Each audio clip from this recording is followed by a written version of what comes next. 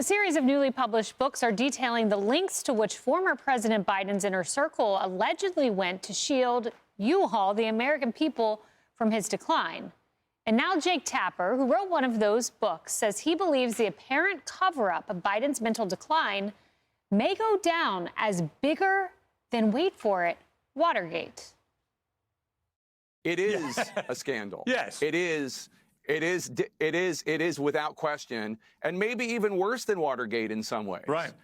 Because Richard Nixon was in control of his faculties when he wasn't drinking, and the idea that we don't mean to exonerate. The only reason that we have the Watergate thing is there because we quote Archibald Cox, who was a Watergate investigator, talking about how powerful the presidency is and how presidents get surrounded by people who have a vested interest in keeping that president propped up.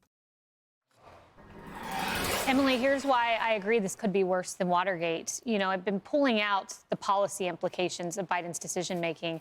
And, here on Outnumbered, we talked about on immigration. Senator Bennett left a meeting with him and said, we're in trouble. A cabinet secretary said we could have used a 20 years younger Joe Biden on the issue of immigration.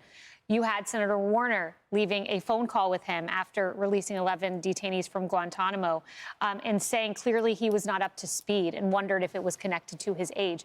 These are policy decisions that an incapacitated president could have affected. I agree. This could be far worse than Watergate. And we also know the disastrous and fatal results of his botched policy decisions, right? We have the 13 service members from the botched pullout of Afghanistan. We have the reports of surface-to-air missiles in the hands of terrorists in this country because of the open southern border.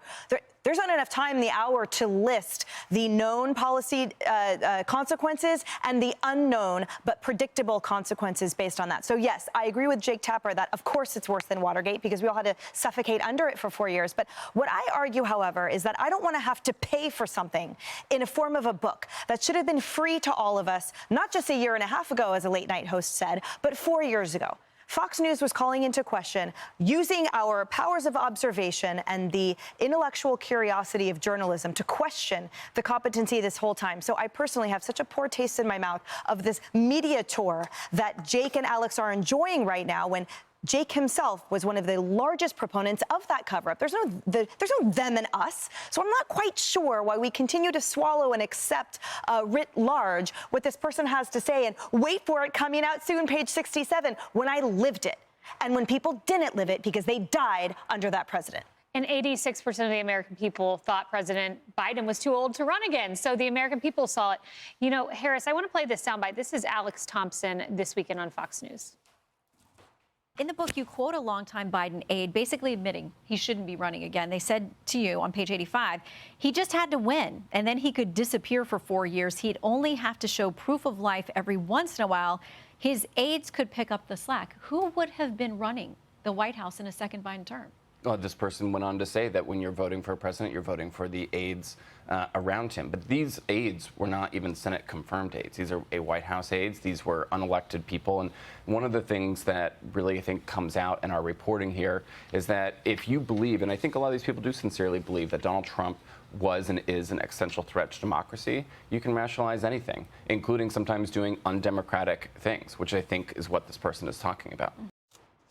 Harris, so the point was made that these are not Senate-confirmed aides. Listen to these two sentences, allegedly from a cabinet secretary to Alex Thompson. I've never seen a situation like this before with so few people having so much power. They would make huge economic decisions without calling Treasury Secretary Yellen. These aides seem to be the ones making the calls. That's not the way democracy works. Well, and you've known from me since this first started breaking a few weeks ago. And as Emily said, well, we didn't really need the news. We were all living it for 4 years. But what you've heard from me is foreign policy over and over and over. Where would we be with Russia and Ukraine if the president of the United States at the time, Joe Biden, had been sentient enough not to tell Russia, just don't do a minor incursion, even though he had over 100,000 troops already massing on the border of Belarus? We knew he was going in somewhere. Oh, where would that be? Ukraine.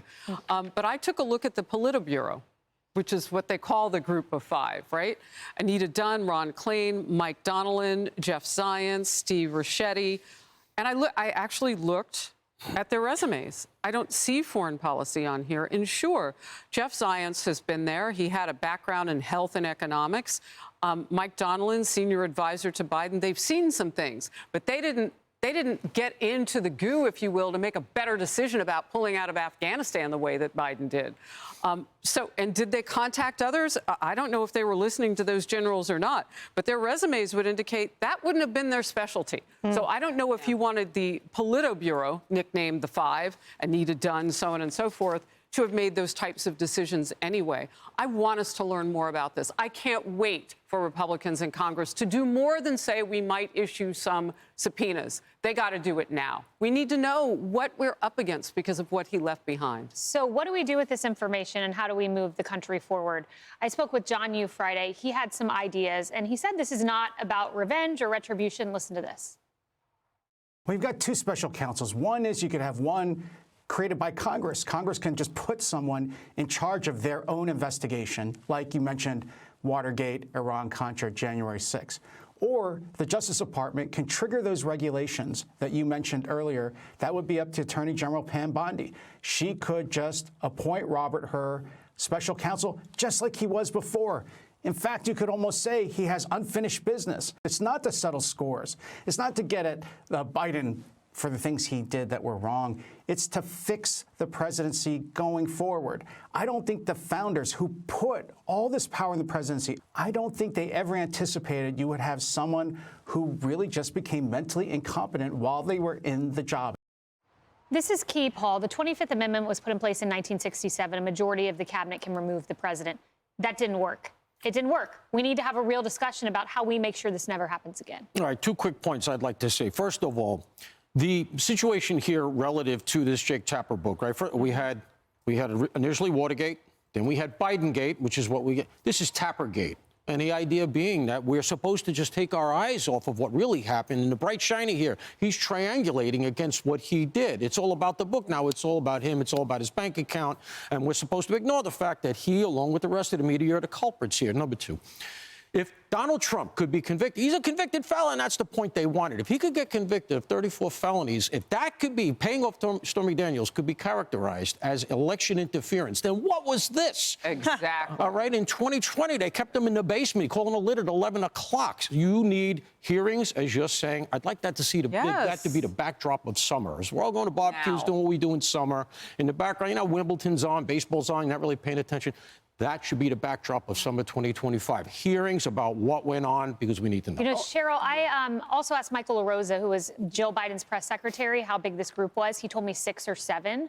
And, you know, here's the thing. When you look at this, who had close-up access, 6 or 7, I think you need to look at this in the context of 73% of Democrats did not want Joe Biden to be the nominee. So what went wrong? Primaries were canceled. Democrats didn't want this. The American public didn't want this. But the 6 or 7 had more power than the system. They wanted to protect their jobs. They wanted to stay in the White House. That's what this all came down to. And I want to pick up on your interview with John Yoo, by the way. That was a great segment, because I'm not a fan of hearings. I'm not a fan of spending millions of dollars on probes and investigations and special counsels. However, with this, I want to know who was in charge of the Autopen. Yes. Because there were 40 people, individuals that were on death row. Joe Biden, in quotes, pardoned 37 of them and gave them life sentences. We're talking child murderers, people that were convicted of killing military personnel, police killers. I'm sorry. That investigation I want to see, because that Autopen and those pardons, that could not have been the Joe Biden, the former Joe Biden. I hadn't heard that we point. Knew. Yeah, with foreign policy, but also those who were on death row who were pardoned. Child killers. There's a child killer on that list. Wow. Come on. Hey everyone, I'm Emily Campagno. Catch me and my co-hosts Harris Faulkner and Kaylee McEnany on Outnumbered every weekday at 12 p.m. Eastern, or set your DVR. Also, don't forget to subscribe to the Fox News YouTube page for daily highlights.